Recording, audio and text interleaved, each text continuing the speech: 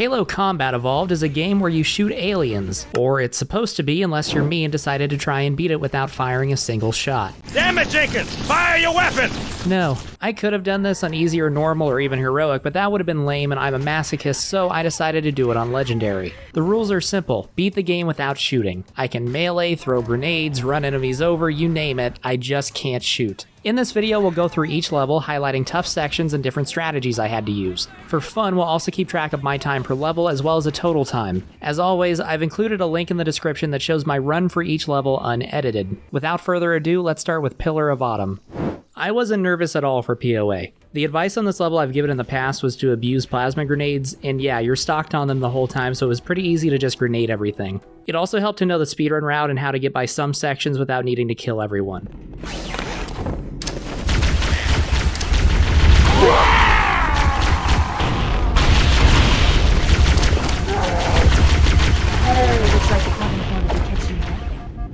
I had 4 deaths, but this level wasn't very hard to figure out. My time on Pillar of Autumn ended up being 8 minutes and 43 seconds. This level was a breeze, but next up we're on the Halo ring and I'm no longer able to just spam grenades. Halo starts off with a grenade jump that is absolutely essential. If you played this level, you know that 2 Banshees spawn and there should be a Covenant squad up ahead. The grenade jump skips the trigger for them to spawn, so this is all clear. Also, just take a second to say that in this video, I'll do speedrun tricks and I'll tell you what I'm doing, but since this isn't a speedrun video, I won't spend much time explaining how. For that, you can check out the videos on speedrunning I've already published and stick around for more in the future. This takes us to the first tough section of the game. And the opening encounter is definitely the toughest because you don't have any plasma grenades. The strategy I used was to backsmack as many grunts as I can, take their grenades and try to grenade the elites. This also included a lot of hiding behind trees. I did learn that if you're one-on-one against an elite, it's pretty easy to just run up and melee them to death. Afterward, I grenaded my own Marines and moved on to the dropship clears. These really weren't scary. The main thing was just making sure I killed as many enemies as possible with each grenade.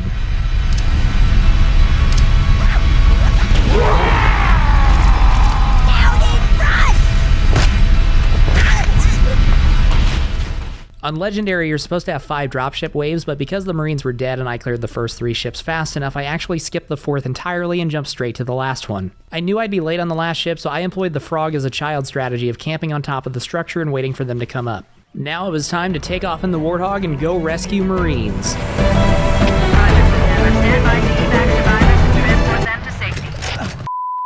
This entire encounter you can pretty much skip by going straight for the button. You can do a Warthog launch like I did to get up, or just jump on top of the Warthog. For the Marine rescue sections, they progress if you either save the Marines and kill all the Covenant, or if all the Marines are dead. The first Marine rescue section, I just killed them all with grenades. The second section, I did an old school speedrun strat where you drive up into the rocks, pick up the sniper passenger and a gunner, splatter any Marines up top, and let the Covenant kill the ones below. It's important to note, running over or grenading Marines doesn't turn them against you because the game considers this to be accidental. For the third section, we actually had to kill the Covenant, which was very easy. I ran a lot of them over and the sniper passenger is OP.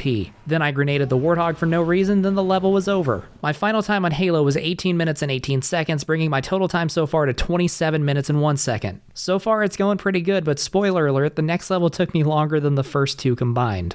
If you know me, you know that I love Truth and Reconciliation, but this was honestly the level I was looking forward to the least. I didn't watch any guides or anything for this run, except for the very opening of this level because I had zero idea how to approach this. Basically, you just hide behind a rock, wait for all the enemies to run up and start fighting your Marines, then run past them all. The second section, I just used the normal speedrun route minus the shooting part.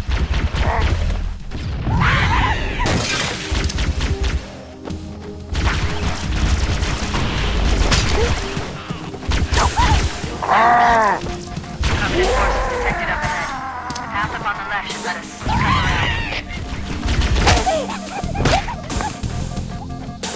The third section is very easy. You can just make a beeline for active camo and then run past everyone. The grab lift fight was also straightforward. You grenade the enemies as they spawn, which is whenever only 1 enemy or fewer are still left alive, and you melee whoever's left. The hunters in this game suck, so it actually doesn't take very long to just melee them to death. Inside the ship, we start with the classic wave fight. Worth noting, there is a trick here called belly skip that would have let me skip this entire fight, plus a couple more sections, but I don't know how to do that trick as of yet, so I just had to tough it out. I wasn't worried though, because every gold elite is guaranteed to drop 2 plasma grenades, so I knew ahead of time that grenades weren't going to be a problem. And yeah, it did take me a couple tries, but this section wasn't that big of a deal. Once the waves were done, I grabbed active camo and ran past everyone. In this room, there's a chance that a grunt spawns by this door and causes it to stay open, I just had to revert until I got this spawn, which fortunately only took 2 tries. Next up was the hangar. I wanted to keep my overshield, but I'm not very good at the quadruple grenade jump straight up to the top, so I did this instead.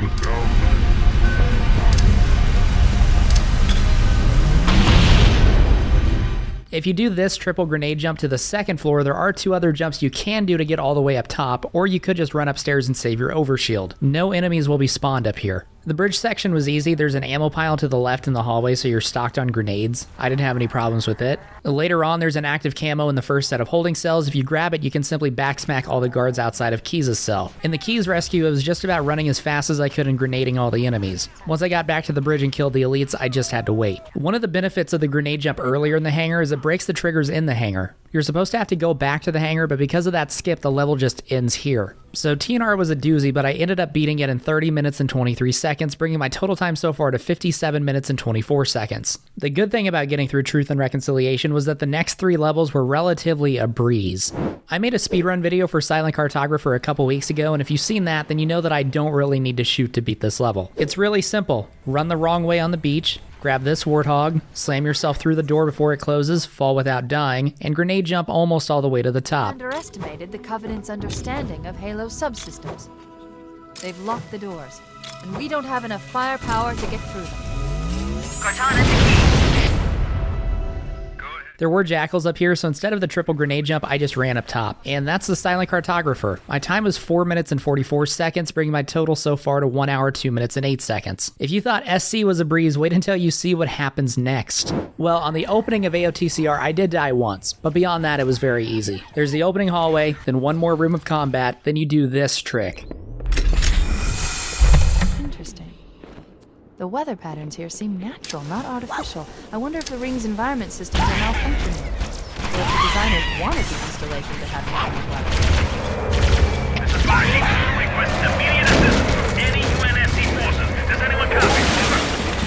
I didn't think there were any. Because you don't cross the bridge, no enemies spawn for the rest of the level, and you can just fly to the end with no resistance. My final time on AOTCR was 5 minutes and 49 seconds, bringing my total so far to 1 hour, 7 minutes, and 57 seconds. Assault in the control room was pretty fast, but what if I told you the next level was even faster? 343 Guilty Spark is another one that I recently made a speedrun video for, and if you've seen that video again, you know I don't really need to shoot anyone for most of the level. At the very start, there's an easy grenade jump that lets you get to the facility without fighting anyone. Then there's a trick called Reveal Room Skip. I got the grenade jump first try, then messed up the second jump, but because I wasn't live streaming, I was able to easily get all of it the second try.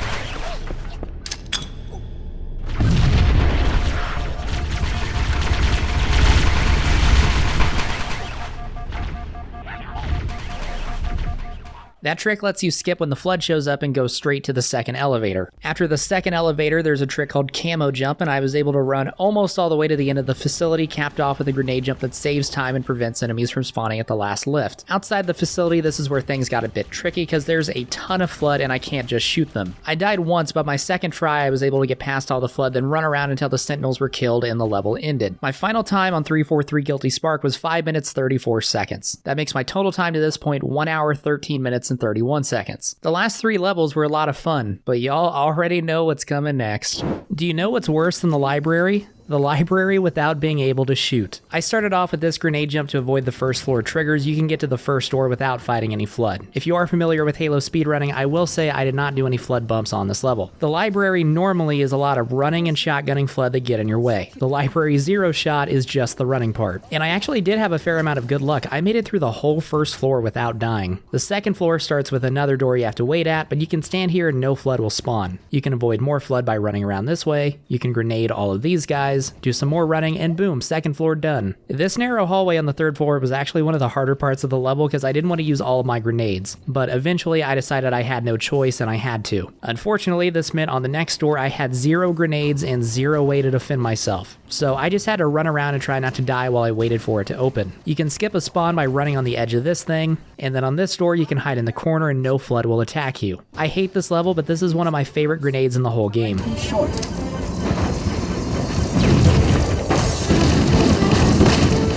The last floor starts with another grenade jump and more waiting in a corner. The last door you can grenade jump through to avoid fighting a whole lot of flood, and hey, that's the end of the level. My time in the library was 20:02, bringing my total to 1 hour 33 minutes and 33 seconds. I probably shouldn't be complaining because library definitely could have gone a lot worse. The next level could not have gone any worse.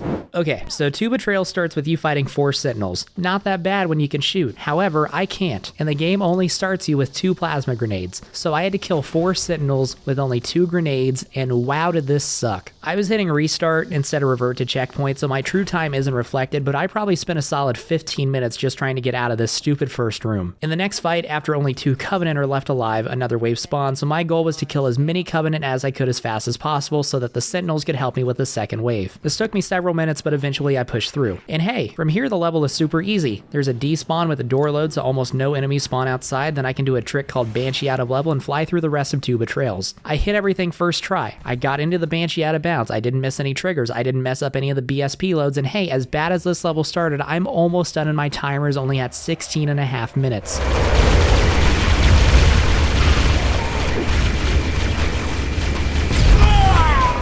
You gotta be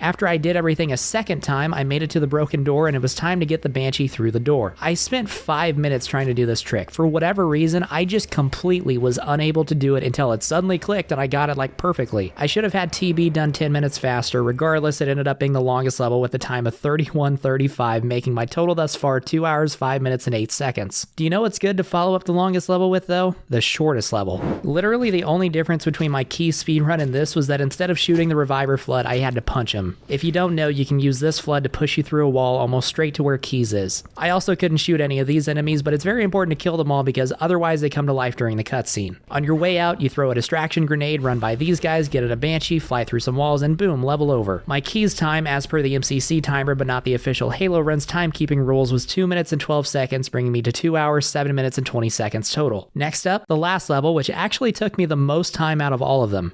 So the mob was middle of the pack in terms of length, but I had to learn something entirely new to beat at Zero Shot. Originally, I was playing at full path and it wasn't very hard. The problem is you have to have 4 plasma grenades and 4 frag grenades for the reactor room at the end since I can't use a rocket launcher, and there was just no way to still have a max grenade count going into that section playing the level straight through. So here I did a bump out of bounds that lets me walk in the lights and past all the flood. I intentionally came back inbounds past the trigger for the next room because I wanted to get a checkpoint because I was not at all confident in my ability to do the next trick first try. But this one is the same thing. You crouch by doors before they get smashed open and you get thrown out of bounds. I'm not going to go too far into detail with this trick, but essentially you're just jumping between the few solid things on the ceiling in the cafeteria. This trick is completely doable on the classic version of CE and was originally discovered in classic, but it is a little bit slower and the setup is a bit different. By doing this, I'm able to avoid the bridge entirely. It was the encounter immediately after the bridge where I kept blowing through too many grenades, and this skips that as well. I could have taken this trick even farther, but I'll save that for my speedrun video about the Maw. The rest of the level up to the reactor room isn't hard, you just have to watch your grenade count. In the reactor room, normally you'd want a rocket launcher and you'd ideally do 2 at once. I had to use grenades and it takes 2 grenades per vent. I got a checkpoint during the third, which is good because I died a couple times after, but this room was a lot less difficult than I was expecting. What I completely forgot about was the elevator fight with the Special Forces Covenant after this, and I had no grenades. I pretty much just had to get lucky.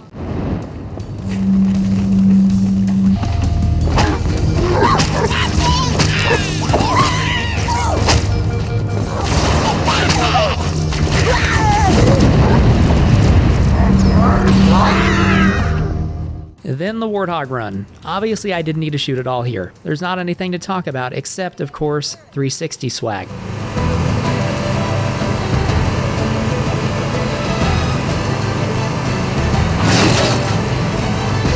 My time on the Maw was 15 minutes and 56 seconds, making my final total time 2 hours, 23 minutes, and 16 seconds. Some takeaways from all this. First off, if I didn't already have the Goat Roped achievement for beating the game under 3 hours, I would have gotten it without firing a single shot. If you're trying to get that achievement and think it's too hard, I hope this shows you there's plenty of room for error and encourages you to keep going. Zero Shot is actually an official speedrun category on HaloRuns.com. The record is 1 hour, 44 minutes, and 29 seconds by Cordy Axes. I don't know how to say that. So if you like this video, maybe go to haloruns.com and check out their run. Will I be competing for any zero shot records? Honestly, no. This was interesting to try and it was a good change of pace, but yeah, I think Halo is more fun when you can shoot. But hey, that record's been up for 2.5 years and I'm guessing there aren't many people running it, so if you think this is interesting and want to learn it, setting a new world record is probably entirely possible. Those are my words of encouragement and frog wisdom I'll leave you with. Check out my channel for other Halo content, and I'll catch you next time.